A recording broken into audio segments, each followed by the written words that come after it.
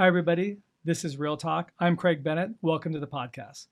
Today, I have a friend of mine, Ann, as our guest today. I've sold her home. I've known her for quite a while. Good friends with all her family. And I'm very pleased to introduce to you today Ashley Wittneben with BOK Financial. Ashley's going to talk to us a little bit today about ways to take title to property, what you should look for, some of the pitfalls of taking title to real property as it relates to investments. So Ashley, welcome to the show. Thank you for having me. Absolutely. So before we get started, why don't you just tell us a little about you, your background, what you do with BOK Financial? Sure. So a little bit about me. I moved to Phoenix, Arizona about 5.5 years ago. My husband and I relocated here, and we have a daughter who's 2.5. And my background is a little unique. So I have an undergraduate degree in trust and wealth management, along with a minor in financial planning, along with my MBA from Campbell University in North Carolina. And I also hold my certified trust and fiduciary advisor designation. I've worked for 3 different nationally chartered banks in 2 different states over the last 8 years. And I'm currently, as you said, a trust officer with BOK Financial, formerly known here in the Valley as Bank of Arizona. In my current role, I work with high net worth individuals and families to help manage their wealth, not only from an investment perspective, but also an estate planning perspective. So through well-executed and well-thought-out financial and estate plans, we're able to help clients manage their assets for the future and preserve those assets for the benefit of future generations. And in my role too now, I also am responsible for settling estates for clients and administering trusts on an ongoing basis. Great. Awesome. Yeah. Sounds like you do a lot. Yeah. Yeah. Also, those of you that watched the previous episode, Ashley's husband, Derek, is on my team at Craig Bennett Group. And he was on a previous episode talking about the current market conditions as it relates to buyers. So Ashley, again, welcome. So let's get started with just kind of a scenario. You have a married couple. They purchase a rental property. I have a lot of clients who are investors, or they start off, they buy one house and they want to add another house into their portfolio as a rental. What's the best way for someone like that to take property to the asset? Yeah, so if I were to buy an investment property, say, like you said, it's going to be a rental property, I would recommend holding title in an LLC. An LLC is going to help potentially limit your personal liability for anything to do with that property. So if you have a tenant in place, something happens, they decide they're going to sue you. If you have a properly set up and maintained LLC, then you're going to potentially limit their reach into your personal assets. And when I say set up and maintain, I'm talking about what we call the corporate veil. So when you set up that LLC, you have sufficient startup capital to the LLC. You're not commingling the assets of the LLC with your own personal assets.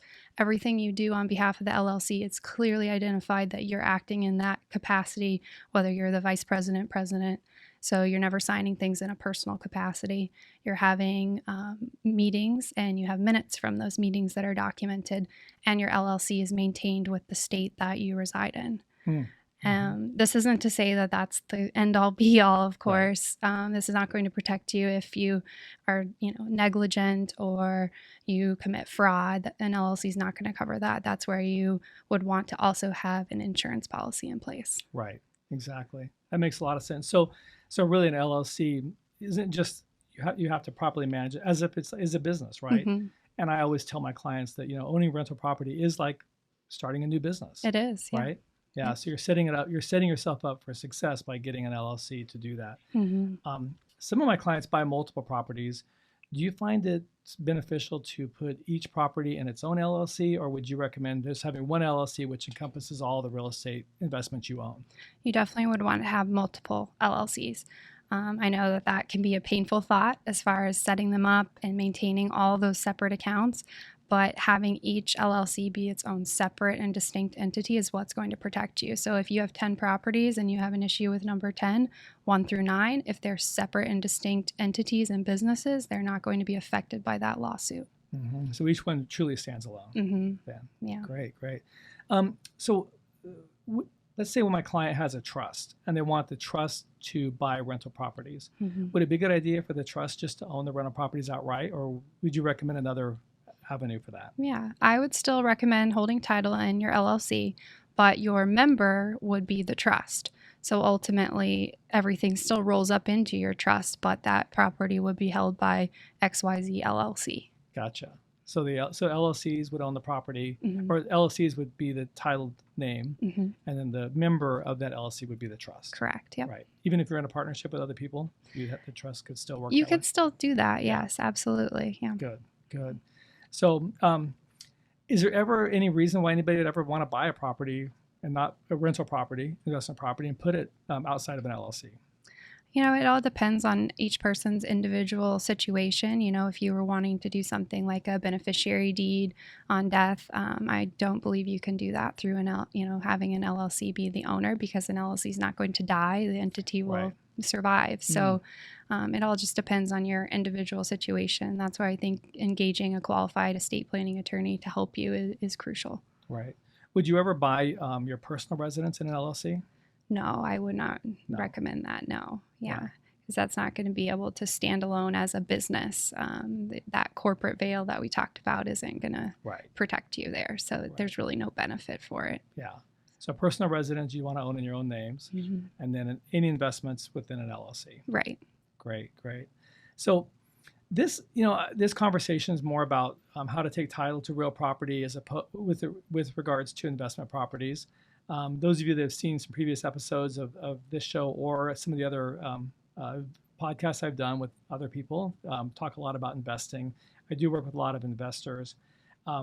Ashley's going to stick around for a while because we're going to be talking in another episode, much deeper dive into trusts, wills, and really estate planning.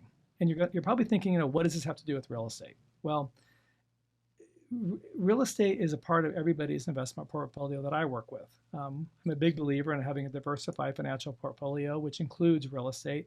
And Ashley knows from my perspective, I love real estate. So real estate is pretty much my only investment vehicle, and also my retirement plan. So we've had a lot of discussions about that. So we're going to talk on our next episode about how to protect you, your family, with regards to trust, wills, and estate planning. So you're going to want to stick around for that because we're going to talk about when is a good time to set up your will and trust and which one's better. So stick around for that episode, and thank you very much.